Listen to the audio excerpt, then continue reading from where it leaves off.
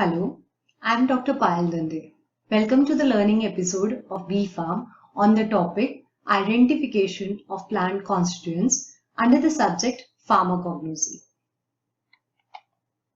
Today in our key concepts, we are going to first discuss about the plant metabolites. Then further, we are going to discuss about the significance of secondary metabolites, and we will also look upon the various chemical tests which we use for identification of plant constituents. So after watching this video, you should be able to learn the difference between the primary and secondary metabolites. You should be able to also know the significance of secondary metabolites in pharmaceutical industry. You will be knowing the various chemical tests which are used for identification of the plant constituents, and similarly you should apply this knowledge later by doing the test for the unknown samples, that is unknown plant extract, and trying to identify the phytoconstituents which are present in it. Now let us first start with the plant metabolites. We know that plant undergo two metabolism, which is known as primary metabolism and secondary metabolism. Now based on the metabolism, they have primary metabolites as the end product of primary metabolism, and they develop the secondary metabolite as the end product of secondary metabolism. The primary metabolisms are the compounds that are being commonly produced by all the plants, and they are the ones which take the part in development, in the overall development of the plant, in the growth as well as in the reproduction of plant. The various major primary metabolites which are being produced by a plant after primary metabolism are carbohydrate, lipids, nucleic acid, proteins and chlorophyll, and they all take the major concern. Like carbohydrates can be used as a storage of food or storage of energy which can be utilized later. The proteins and the nucleic acid are usually being utilized as the building blocks, right? And the chlorophyll takes part in the photosynthesis. So why do the plant have the secondary metabolism, and why do they produce secondary metabolites? While secondary metabolites which are present or which are being produced are the end product of secondary metabolism, as we have already said, but they do not have any role to play in the plant's growth or development or reproduction. So what is their significance? Their significance in plant is mainly in the defensive mechanism. That means they play a major role or an important role in defending the plants from the herbivorous animals, from the pest as well as from the pathogens. But why are they important to us? They are important to us because they are the ones because of which the plant exert a therapeutic or a biological activity onto the human beings. Meaning, they are the important components which, based on their chemical structure, exert a particular biological or therapeutic action to treat or cure a particular disease. And that's how secondary metabolites have become very significant in developing the drug. Now let us see what are the major phytoconstituents or plant constituents which are present in the plant, which are important to us.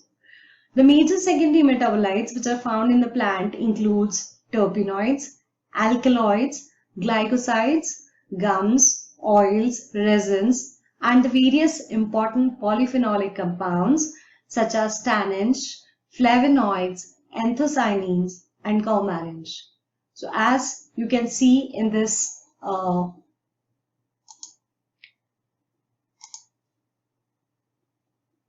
figure, that we have said there are primary metabolites which takes the part in the general normal growth of plant development, whereas there are secondary metabolites which are produced and which are majorly having a defensive role. Now, what is the significance of phytochemical screening or plant screening?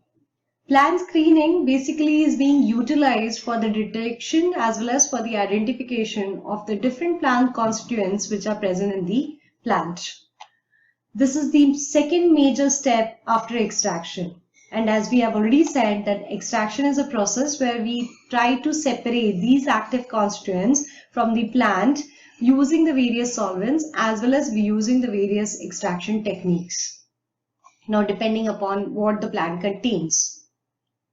Now, having known about the significance of the phytochemical screening as well as the significance of secondary metabolites for us to develop the drug, let us understand how do we identify them. So to know that, we are going to today discuss about the various chemical tests which we have developed in order to identify a presence of particular component or phytoconstituent in the plant extract. So today we are going to talk about the major chemical tests which are being utilized for carbohydrates, for alkaloids, for glycosides, for phytosterols, flavonoids as well as for tannins. Let us first start with the detection of carbohydrates. Over here, the generalized test which is being used to identify carbohydrate is known as Molish test. To conduct this test, you can either use an alcoholic extract or an aqueous extract. Aqueous extract is anytime better. Now what we have to do is, first we have to add to it alcoholic alpha-naphthol solution. And then from the side tube, add few drops of concentrated sulfuric acid. If you find a violet or a purple ring appearing at the junction, that you may say that carbohydrates are present in the plant. Generally, most of the plants do have carbohydrates. Now, the second test talk about the detection of glycosides. Glycosides are the components which are the plant compounds which on acid hydrolysis give two major components. One is called as glycol, which is made up of sugar moiety, and the other is a non-sugar moiety which is known as glycol. So over here, apart from the free reducing sugar which are present in the plant, we have to check the additional glycosides are present or not. To check this, we have a generalized test, which is a quantitative test to compare the red precipitate which is formed as the end product, and we are trying to compare which test solution has more red precipitate which is formed. Now let us see how to conduct this test. Take 200 mg of drug or drug extract. So you can use either the drug powder or you can use the drug extract. To this, add 5 ml of concentrated sulfuric acid. Why are we using sulfuric acid over here? Is to acid hydrolyze. That means we are going to conduct the hydrolysis of any glycoside which may be present in the drug extract. Now allow it to boil, that is warm on the water bath, and then allow to cool and filter it. Now to neutralize this, add 5% of sodium hydroxide solution. After neutralization, you have to add 0.1 ml of phenyl A and phenyl B solution to it to make it alkaline. And this you can check by using pH paper. So once it has been made alkaline, you can once again boil it for 2 minutes on the water bath and then allow it to cool. You will be able to see the presence of red precipitate. Now this red precipitate, the quantity of this red precipitate, we are going to compare with the test solution B. Now let us see what we are going to do with the test solution B. Over here we are going to use 200 mg of either drug or drug extract, but we will not hydrolyze the additional glycoside which may be present over there. So what we are going to do, we are going to add plain water instead of the sulfuric acid which we had added in the test solution A. Similarly, now that we have not used acid, we do not have to neutralize using sodium hydroxide. So that's why once again we will add equal amount of water instead of sodium hydroxide. And the rest of the test remains the same. Here we are going to add 0.1 ml of phenyl solution A and phenyl solution B and allow it to boil. After boiling, we will be able to find the red precipitate. Now just simply compare the quantity of the two red precipitate. If you find the quantity of red precipitate greater in test solution A than in test solution B, then you may say that the glycosides are present.